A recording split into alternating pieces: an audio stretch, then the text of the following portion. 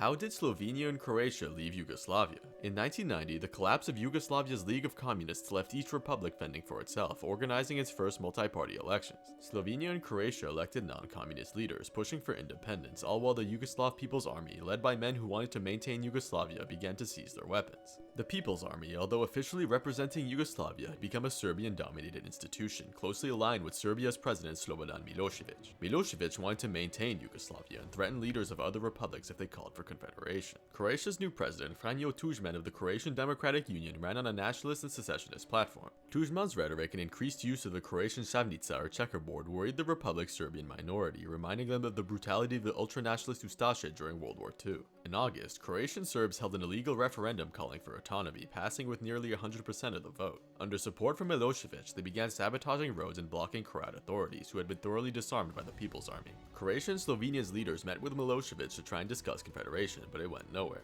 In June, Slovenia declared independence. Milosevic had put less pressure on them, knowing he could not start rebellion from the inside like in Croatia. Slovenia was very homogenous. However, the Yugoslav People's Army felt differently and attacked Slovenia, starting the 10-day war. The army's efforts were easily thwarted by the Slovenian defense, which, combined with pressure from the European community and Milosevic, prompted them to stop the invasion. Milosevic knew his priorities lay in where Serb minorities lived, notably Bosnia and Croatia.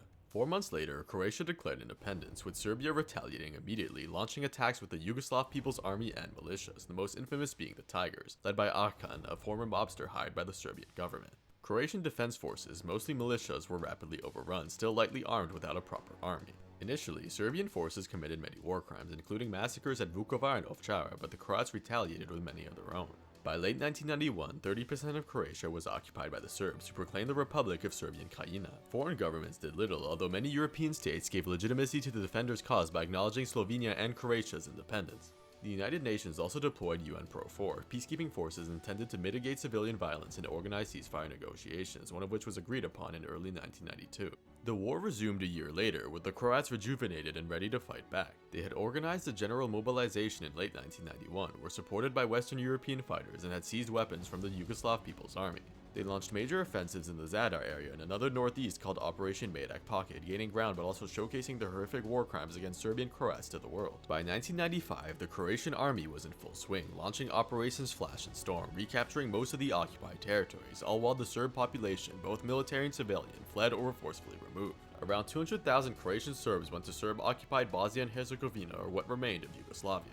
Croatia's independence would be solidified in the UN-overseen Erdut Agreement, preserving its borders without making concessions to the Serbs, in fact expelling many of them. While Slovenia's independence was relatively peaceful, Croatia's was far bloodier, which only pales in comparison to the conflict in Bosnia and Herzegovina.